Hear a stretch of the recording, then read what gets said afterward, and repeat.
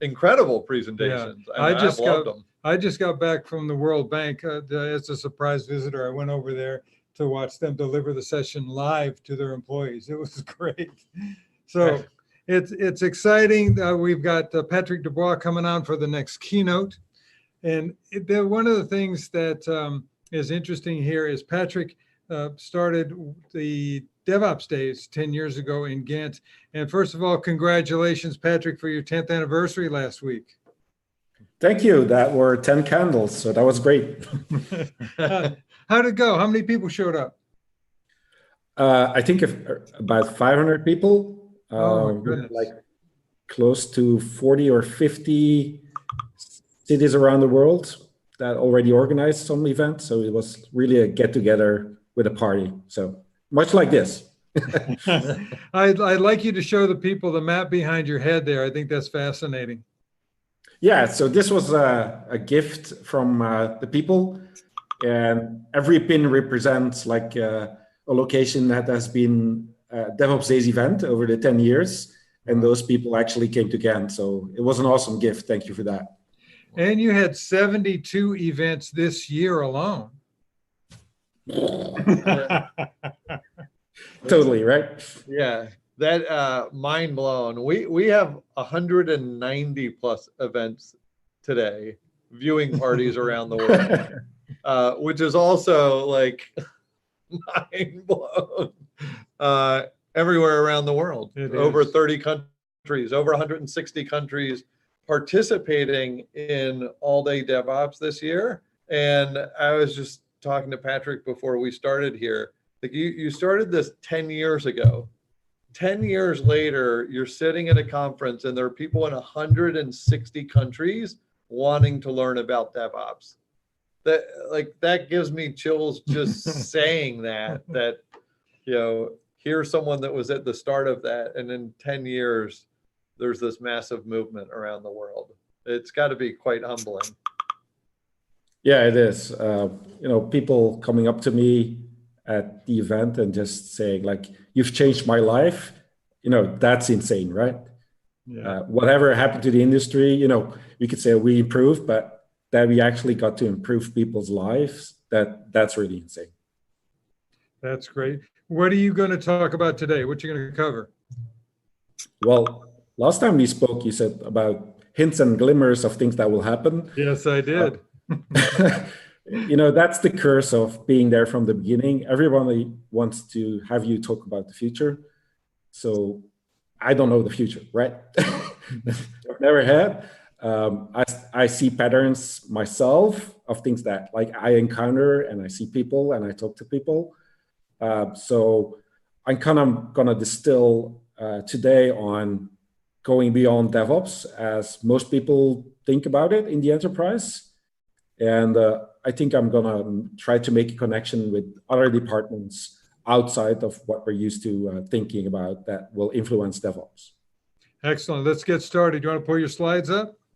Yes, I will. Okay.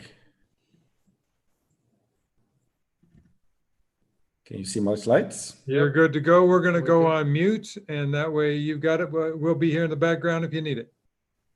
Right. Thanks, Patrick. So beyond DevOps, I think I deliberately took this subject of going beyond the DevOps pipeline. I know it's fascinating to discuss like the development, the testing, implementation, and the monitoring. This is like a full-blown example that I found on the internet. Like it has all the niceties that we kind of start to expect, and now especially with the sec part in DevSecOps, you know, just added even more to the pipeline. But I'm not going to talk about that. I'm not going to talk about the process itself, which is kind of here laid out by people getting requirements, doing the deploy, getting the feedback from production, and so on. I think those have been very valuable, but you will find them in all the other talks on All Day Devops as well. So I don't think I need to repeat that as well. What I tend to see is that for a lot of people, the DevOps pipeline starts with the product backlog, things coming in, tasks that need to be done, and then they go into the flow of tasks, whether that's development, parts of the product, parts of the defects, all different tasks that need to be done. And today, I want to go actually beyond that. Like, what's happening before things get on the backlog, and how does that influence with people outside the typical IT department, and how does that have an influence? So I asked this question on Twitter saying, imagine your DevOps pipeline works well enough. What's your next bottleneck?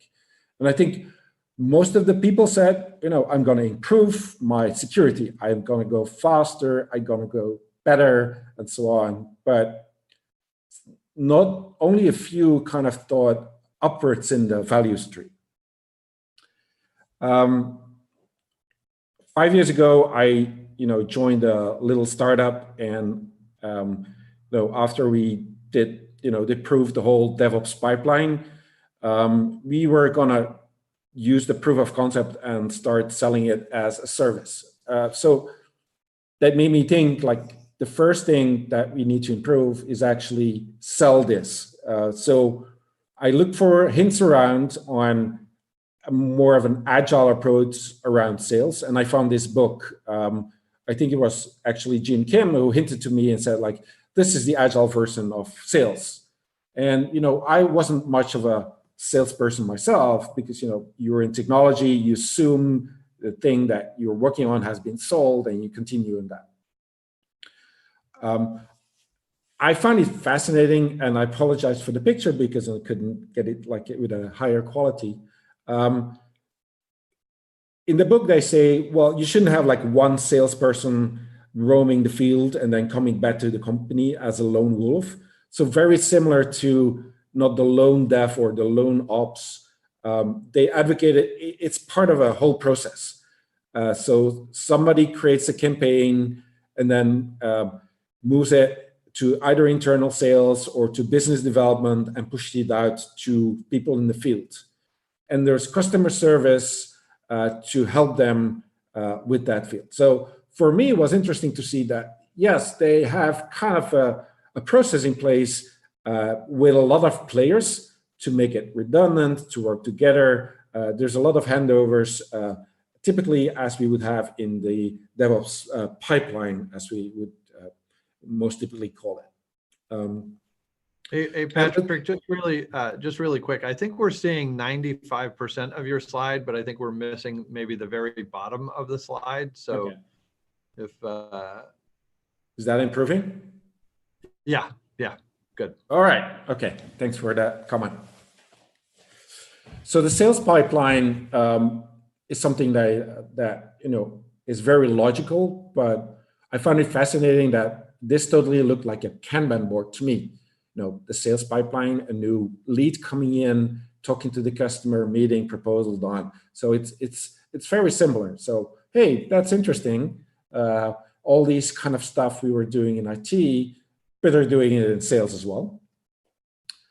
And one of the sentences in the book was, the sole responsibility of the project leader is to manage the interface between production and both the client and the sales. So they might not have meant production as we think in IT about production service, but it is actually a trigger for me that made a connection. And in my mind, I reversed this previous slide on the workflow and said, like, okay, when the sales comes in and it needs to be done, it needs to be built, and somehow if the sale is done, it will somehow enter the product backlog and start going to the other flow. So for me, that was actually connecting the two value streams that I hadn't done before if you just would solely look at it from an IT perspective. I learned that sales are on call all the time. So that was funny to notice that also they are carrying and they're talking a lot on their phone, whether that's day and night. If you're doing international sales, they're always on and need to be reachable somehow. I also learned about the speed of sales. We in IT, we talk so much about going faster, getting more feedback of the customer. Within our company, we learned that reacting faster to a customer when he has a question increased the likelihood of having a good sale. Because at that time, when the customer contacts you, he has your question, your company on the top of his mind. And then when you enter that as fast as you can, that's what makes them going. And this is something our sales picked up quite fast in the process. I also learned, because I was sitting in these meetings, like, are they gonna buy us or not? And I'm talking maybe in a B2B context and less in a B2C context, that I learned that the sales are actually mind readers.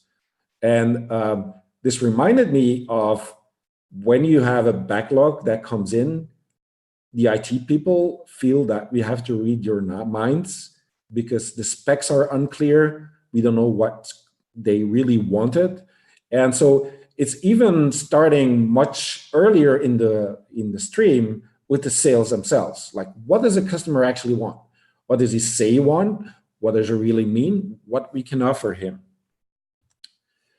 And on that perspective, helping sales, trying to understand what the customer wants, and going in as an IT person helped us to kind of ask both functional questions and technical questions, like, hey, what's your capacity? What you want?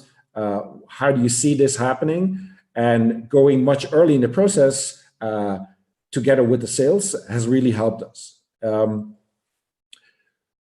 When the sales came to us, like, how much would this cost? Like, how much time would it take?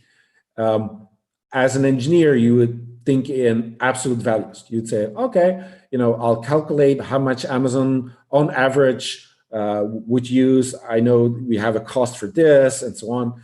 And in the end, you make this exercise, but the sales say, well, that's all good and fine, but we're gonna try to sell on the value that it gives to the customer. So if your cost is too high, you probably need to sell more of it to kind of compensate it. But I found it like a very interesting exercise of finding a good balance between getting revenue and not just basing it on the cost and doing a markup, but sometimes you could sell a specific thing much higher because it gives much higher value, and other things that would cost you a lot, you could probably not ask money for.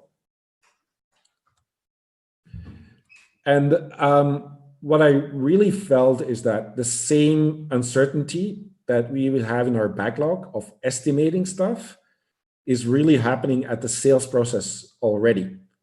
Like, they want you to give an estimate of a project or of an implementation. How much will this cost me? And they have like a wish list from here till Tokyo, but you say, well, kind of know what's your budget, and you try to make it fit, but it's not easy because you don't know how much it will take you if it's a new project or something you've never done before.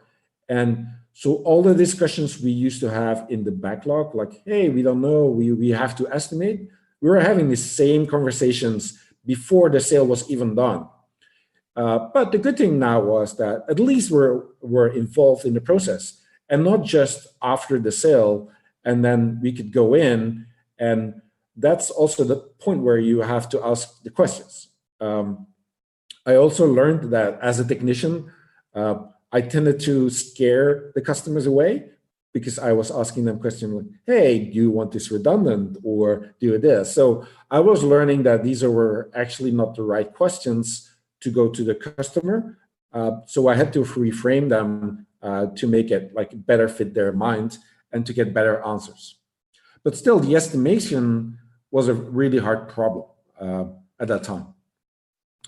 And I think it's been said before that estimates are not promises. Like, at the sale, or even before you have the sale, you know not a lot of the customer. You don't know a lot of the project. So even there, what we tend to do is that we first have like a functional intake, a technical intake, and then talk about both of them. And so the more feedback we could get early in the process would improve our estimates. They're still not certain, but at least we could get a better feeling on what will be heading to us as a project. So yeah, estimates are no promises. And the other thing that we learned is that there is a part that on the sales part that tends to be forgotten, is that first you discuss about all the features that you want to do, but you kind of tend to shy away from any discussions like, hey, after we're live, what is going to be happening? Like, is there maintenance and so on? So we got better at this as well. So this was, if we didn't do that, it had like a real impact on how much budget we would have after the project was finished to do there. So doing that like more often with our salespeople and earlier in the value stream really improved our life in the DevOps stream, because things were much clearer and at least we had budget to work on after the project was realized. And I actually found that if you're doing B2B contracts, and a lot of the contracts are still written in this kind of archaic wordings where you have to deliver all this functionality for the price that you've given. We tended to go away from there, and we would just say, well, the project we estimate it will be X amount of sprints. We will always do the most valuable thing that you want, and we will focus on that and give as much feedback as we can as early as possible. And during the negotiation phase, this was often like a kind of big discussion. But once the project was running, it made us more flexible, because if we could discuss with the customer once the money was approved, then we would get better results.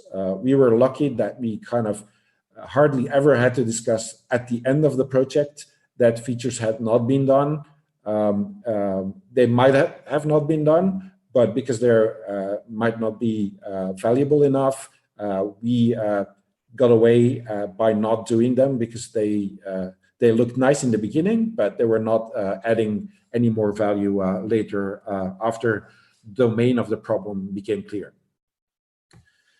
I think the biggest impact that sales had on us is like this never-ending hammer of, can you make things simpler? It has to fit the budget. There has to be like value. And as the engineer, when somebody asks us an estimate, we would say, okay, multiply by the fun factor or whatever, just to increase it, because that's the uncertainty, and then we'll see what happens. But if then the people from sales would do the same, your project cannot be solved. So try to go much simpler in your designs, and sales can really help you achieve that. Or how can I do it with least amount of effort? How can I do it with less money involved so we make a larger profit? So that aspect is very useful. I know a lot of people loathe that process of that discussion, but it is really valuable. And once you see the value of it, that it drives your architecture, it is a very good thing to do.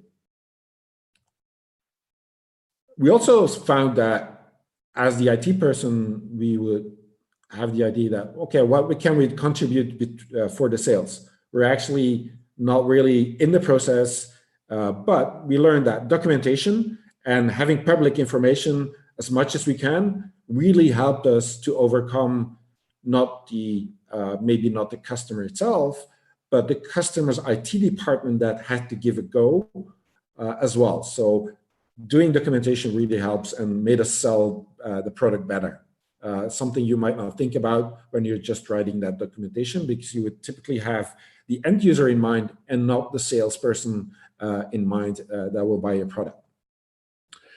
And at the end, we also started to go much faster at onboarding customers. Even if we didn't have a sale yet, we would ask to get the customers on Slack. And why is that? Because any question they had, we wanted to respond as fast as we can, be honest during the response, and so on. So what we found is that maybe they came for the list of features within their Excel spreadsheet, but they actually stayed for the support because they saw we were willing to improve, we were willing to help them, and that showed us really fast, even at the sales project, even if it wasn't sold. And some sales within B2B might take a year, but they will still remember you being actively supporting them to figure out like what's the best for them during the project or buying the project. So in a nutshell, I think DevOps and sales go really well together. I think the hard part that hasn't really been solved and really shows through in a lot of parts of the process of DevOps is the estimations are not promises. So once we can really make our customers understand that for them it's an improvement as well to think in that process, then a lot of things go smoother in the process. So that was sales, but sales is not enough. You need to find the people for sales. Hey, and lo and behold, another pipeline that was discovered, but now in the marketing department. And the marketing is very interesting how they do this. They pull you through their pipeline because that's what they do. They kind of attract people to your product. And because they're attracting people, there might be sales happening. And if sales is happening, there's a budget, there's a project, they buy it, and then you can do your IT. So without the marketing and without the sales, as the IT person, it will be really hard for you to exist and do your job to do that. So we should be grateful for them doing their best as well. Of course, they have automation. I've seen them have some of the most interesting automation workflows. Like if this person does that, then send them an email, then follow it up, then send them a video and so on. So the whole automation is definitely as well within the marketing department. And metrics, I actually think like marketing has invented metrics and not IT. They have so many things to track, whether it's the heat map, whether it's the number of clicks on the website, and they all rigorously look at that to improve the process and to improve their marketing as well. A lot of that we can help as IT to expose that for people using our product. So marketing improves their metrics as well. And the other thing that we as the IT part really helped them with was showing our company's culture online. I've took this example from Cloudflare because it's like almost feels like an internal memo. Hey, we did this, and that's why we did it, and that's how we improved. And that's the style that gives a good. If people are willing to share those information, it creates a kind of trust, and that trust can be really used with the marketing to do that. If it's fake, people will know it, but if you do it right, it will show you that you're willing to improve, you're willing to take ownership of issues. So as the IT department, yes, we can really help marketing, and they can really go beyond like, hey, we're secure, or we're using HTTPS. We can give them so much more information to improve their marketing content. Just a quick shout out to my friends in DevRel. They have really been pushing as the group, as developers that are in the marketing, showing people how they can solve problems and building that relationship as well. So I would say they are inside marketing as well. So Murray Tengvall, really thank you for writing up that book. I think it has inspired so many people from the IT to go into the marketing department. And there's other ways, just like this All Day Devops conference, it is marketing. And SNCC as a company has acquired a conference. And why is that? Because, it's another way of giving value, and people looking at you, hey, they're like an inspiring company. They're really helping us move the field forward. They have good connections. So marketing is really all about like sharing that information outside of your company as well. And we got everything. Like marketing has like culture, automation, lean management, and metrics, monitoring and sharing. So hey, they're like the CAMS or the CALMS acronym that we use so often in DevOps.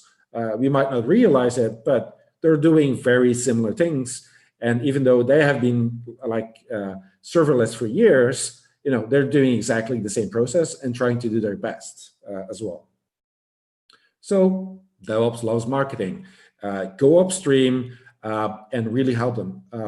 I cannot like tell you, marketing is like your grandmother who will be your most and biggest fan when you release a new feature because they want to put it out in the world. So they are supporting you. They are really making you happy. So if you want to step outside of your DevOps pipeline and help them, it will really improve them and looking for more people as well. Okay, now a little bit different tangent. We got sales and marketing, but for a lot of things, we still need like a budget. I looked at the Agile marketing, at the Agile sales, and I came across Agile budgeting, and a lot of it has to do with beyond budgeting. And they're actually saying the same thing, like don't use your funding immediately. Don't allocate it immediately. And the same thing is when you do your estimates of your funding, you don't know what's going to happen. So estimate maybe like in the short horizon and give that like the full funding. And then when you understand the problem better, give even more funding. And then to complement the idea of that the value stream is that the value stream itself should receive the funding and not the dev and the ops group only. So it's either the product or across the value or the whole stream, whether that's marketing, whether that's technology, whether that's sales, whether that's support. The budget should be allocated across the value stream as a whole. So in a nutshell, DevOps loves finance. A lot of people only come in contact with finance to pay their expenses or enter their timesheets. I can tell you, if you're on the receiving side of all your receipts and they're not nicely and so on, it feels a lot like those tickets in Jira, where there's one sentence and you have to figure out what is done. So have a little love for them. And they make sure the money gets paid, that there's enough money in the bank to make sure your salary is paid. And they're also watchdog to make sure there's enough money to keep the company going. So give them some love as well. You got money, you got the sales and the marketing. Sometimes you need to buy things, right? So I looked at Agile procurement, and in the past, in big companies, a lot of the procurement was, we're going to spend like 6 months investigating a new product or a new thing that we need to install. We got spreadsheets with so many features, you can't get them like on 3 screens. Nobody has the whole concept of the whole evaluation, and in the end, it tends to be like, hey, that seems to be my favorite, so let's go with that. So it's not really helpful. It's again that upfront mentality of the big upfront procurement, the big upfront design that Agile procurement tries to go away from. And in this canvas, it shows you a way of looking at it like a business model canvas, but for Agile procurement. Like, is this the right partner?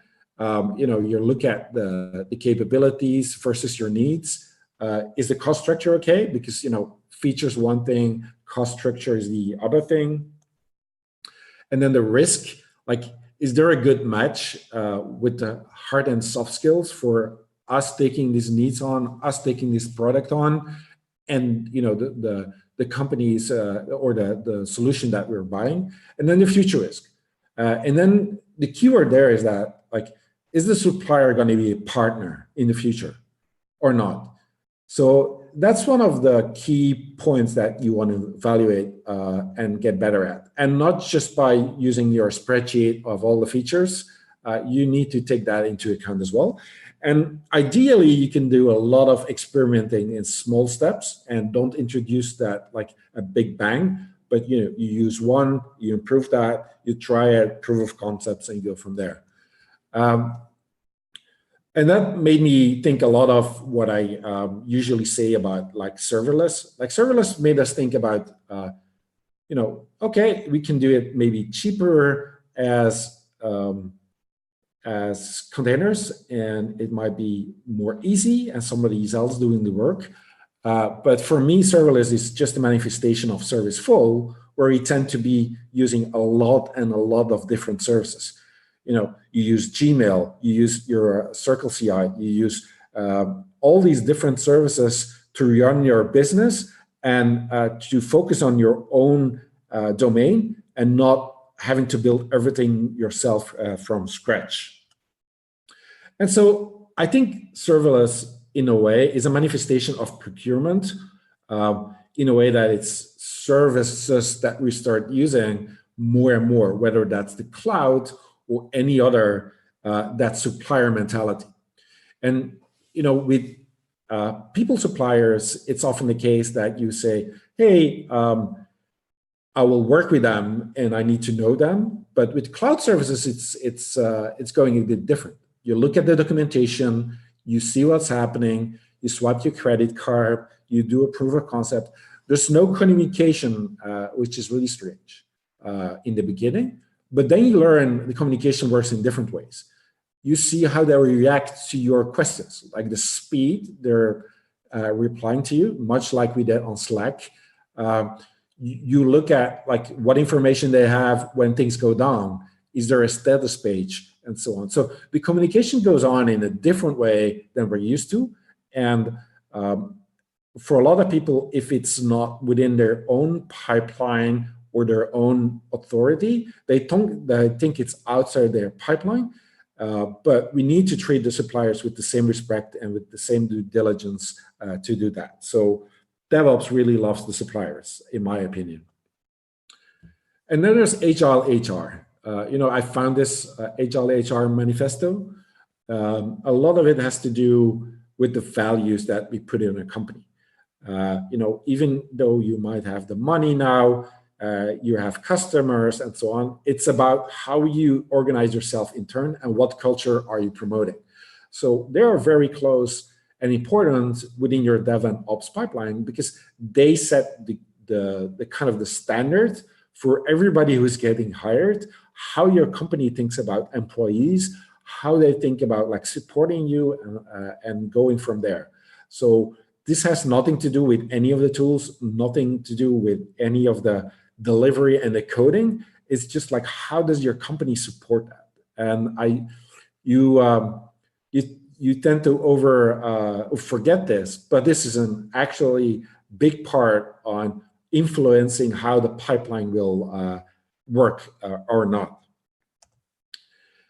And okay, they might have their automation that might be a little bit exaggerated, doing facial scans while doing interviews and so on. I'm not promoting this, but any automation can be used to a useless ID, which looks good in the beginning. But another interesting experiment was this for automation, where Shopify actually killed periodic meetings in a calendar. I found that very interesting to see, like how this kind of, I don't know whether it was the HR doing it, but it's setting the culture that it's not anymore about the meeting culture, but getting things done. So that was a nice way I thought of integrating HR into a more policy of people working in the company. recently, Microsoft has had a very experiment saying instead of the 2-day weekend, they are going for the 3-day weekend. And lo and behold, there was a positive impact. So working long days, having that culture within your company, having that really thriving is something that your HR department can go against. And you should be thankful for them that they set those limits upon you and upon your colleagues, because that's part of the culture that will you have in your daily day-to-day work in your DevOps department. A little bit of a side note, this kind of caught my eye on mob programming. I know several of you might know pair programming, but mob programming takes it to a whole another level. So imagine a team, and the team can work autonomously, but they're actually not working in their each of their different cubicles or something. This mob programming takes the idea that there is a driver that is at the keyboard, and then there's navigators who will say what needs to be done.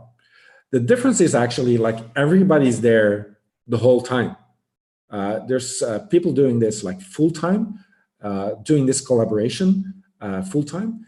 And a lot of the rejections were about, yes, but utilization, and it seems like a waste of time, and is this a good idea? And the screens are expensive and so on. So they got quite some pushback from the HR department, or whether that's going to work or not. Well, what's interesting that is those people don't have to wait for a Git pull request. It just gets accepted. They don't just have 2 people or watching the problem. Everybody's watching the problem at the same time. There's no waiting for dependencies for people to do that. People are just jumping in within that team. So I find it a really great example on how this structure, whether it's approved or not, can really change how you work together with your colleagues. So this is a simple version. There is a navigator who takes the keyboard. There's the driver takes the keyboard, and the navigator tells them what to do. And then that gets rotated, and then the others can just watch and talk about that. I'm just going to skip that slide, but it gives you an idea that it's much more than just the navigator and the driver. There's a lot of patterns going on about also solving discussions that need to be resolved as a group, instead of sending them by email and figure it out in a meeting once so often. Some people take that into the extreme. They actually have 2 mobs, and one is kind of working them together. I don't know whether that's going to work. I found it fascinating, but it actually shows me this from what I heard from a lot of the teams doing this as more programming, is that in a way they feel so energized the first week, and they can do so much work, and then they get exhausted. So it's not the exhausting per se, but people need to pace themselves, and that's not only the people around them saying, okay, but utilization of 5 people just sitting in the room and 1 person typing, that's not very effective. The teams themselves have the same thing. Then they have the urge to keep working and working all the time, but it needs to be a sustainable pace to work from. So even though this picture might give you the bad impression that it's exhausting, if you do it just on a day-to-day basis, you keep yourself within good limits, it's a very good way of working together.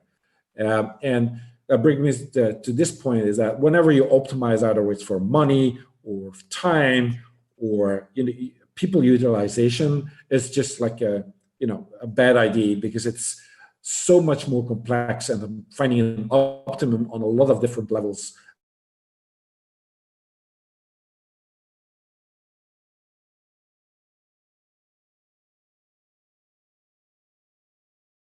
There's so much. This is like one of the most funny videos I've seen in a while. So look at this as a bonus swarm stupidity on YouTube if you can.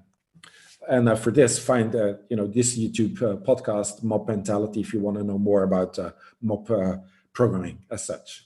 So I would say Dev and Ops and HR really loves each other, because the influence of HR on the DevOps department is high. And sometimes you can go to HR, explain them why things can be done differently, and work with them. You might not see that as your job, but if you want to improve what's happening in your job, you want to have, for example, hiring people, that it's not a detached process. Have people, invite them to your group, try them during a mob programming session, see how they react, whether it's a good fit culturally, and to work from there. So I would say, coming back to my title, beyond Dev and Ops, there's so many other departments that influence the way IT works.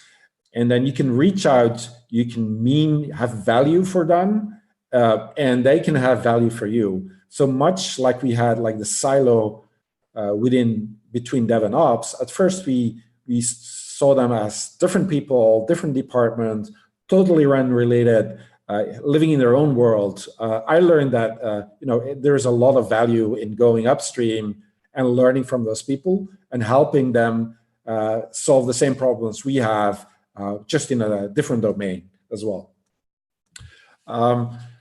As a closer, and I'm just giving this as an overview. There's so much you can read about this stuff on different departments. I looked at the schedule of All Day Devops. I think the word Agile wasn't really there. It's almost like we created our own bubble and called it DevOps, and then we put our our glasses on and we focus on our work and not anymore on the whole pipeline. And this way of working, Bossa Nova, made it very interesting to see that for example, they mix budgeting together with Agile and socio-crazy. So one of the things they did, and I leave that for you to read, is they kind of looked at a lot of different things, a lot of different options, and they tried to mix them and find how they work and together, and how you would translate ideas from one of them to other parts. And I think that's one of the things we should be doing next.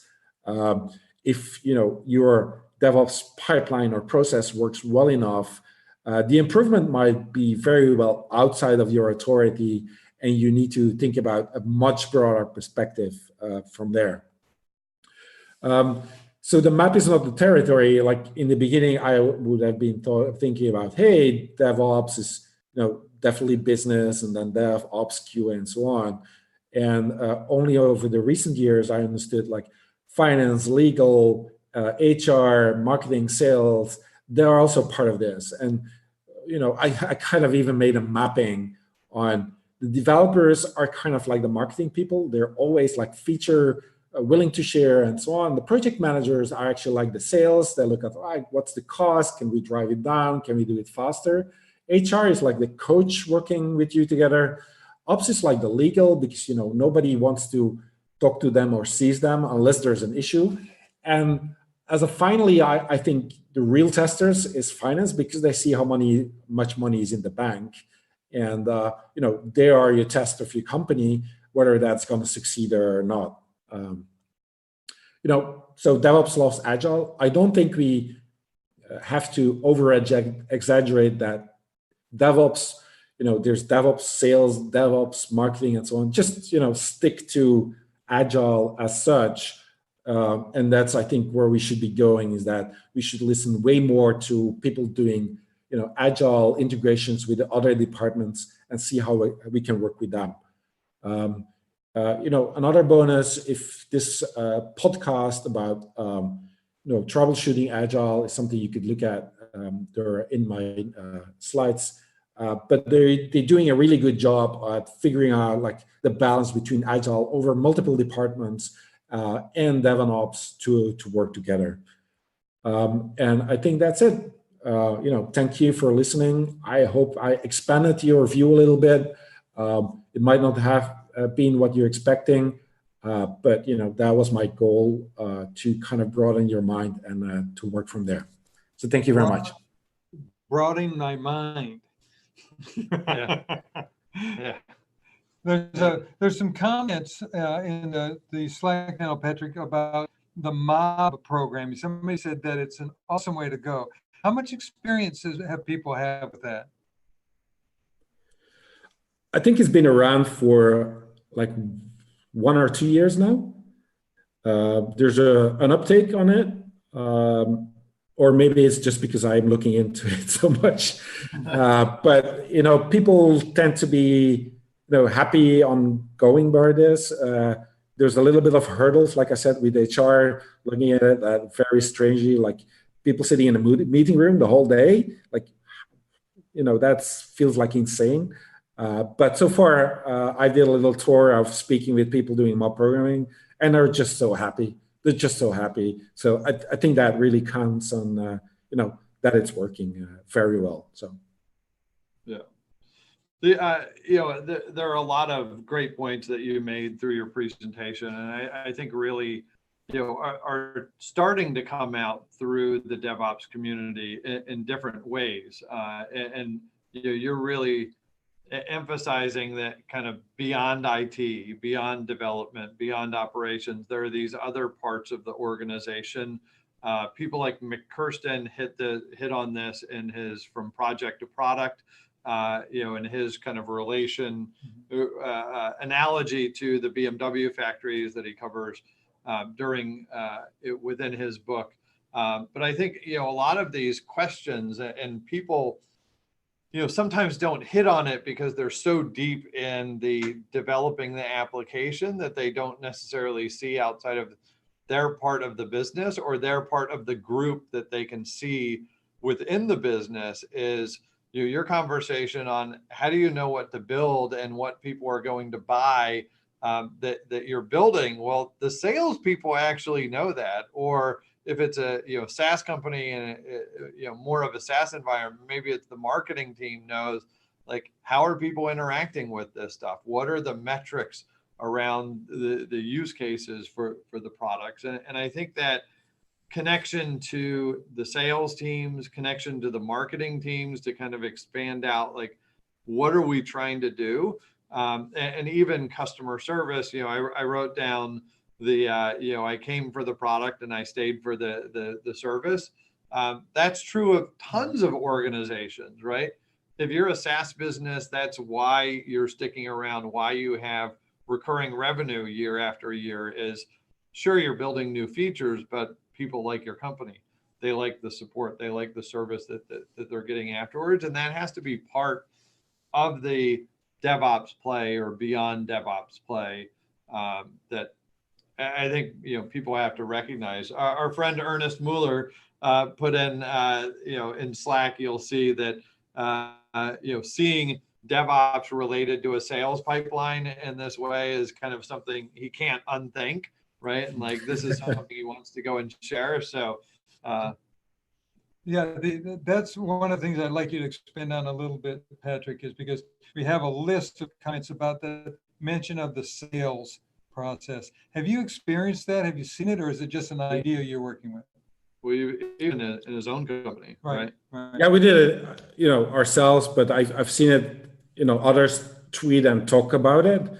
So I know this is happening, and I try to give like maybe small examples in my talk about, hey, how can you help them? It's not something that I would be able to write a book on, but at least I want to have people the idea that there's something that we can help them with, and it goes in both ways. I see it from people that are doing it inside the company, and they're the more agile companies. So, yeah. And that's how we, if one of those parts is not agile, you're going to be stuck, right? And that's why I want to show like, hey, they're all progressing, and we're progressing on our pipeline. And then when we get the overlap, like we did with Dev and Ops, then your company is getting to another level of collaboration. So. Yeah, even during the presentation, I was a number of people were coming in and out of the room where I'm broadcasting from, but from our sales and marketing team that are around the office today. And I was telling them, there are a lot of sessions that you can watch from today's conference, but this one in particular is going to tell you and help you relate as marketing and sales people. How do you relate to the DevOps practices that our teams here are undertaking and relate to them in a way that we can create more cohesiveness within the business, within the practices that we have, and even HR and finance, as you said, to kind of get them collaborating more closely together on, sure, we're working in the same business. Do we really understand the value streams as much as we could, right? Yeah, correct. I don't have all the answers. I'm sorry, but I didn't have them 10 years ago. Yeah. But it's bringing up the thought process of getting people to think about the issues in this way, or the value stream in this way. I think is really important. Right. So we're ready for you in the Slack channel. You've got people already pounding away with the comment, not even questions, it's comments agreeing with what you said, which is fantastic. Yeah. And 300 more people just registered for All Day Devops during your talk. So okay. It's clearly resonating with folks. So is the marketing working? That's Yes. right. The marketing's working, right? So. Okay. Excellent. Well, thanks for having me. I can't thank you enough for being part of this. I know you were super busy last week with organizing Ghent and all the time leading up to that, and the crowd that you had there that you were hosting in Ghent. So we really appreciate you being part of All Day DevOps this week as you just came off that wave. And I think our community here, very much appreciates it. Okay, thank you very much. And you doing so awesome work of organizing it and helping people learn things, and should be proud of that. So the Inspire, you actually did it, so Great. Be proud of that. Thank you so much. We'll see you soon, hopefully next time we're in Europe. Yes, take care. Bye-bye. Bye. Thanks. So for everyone that is sticking around in this channel, we're going to have a new track coming up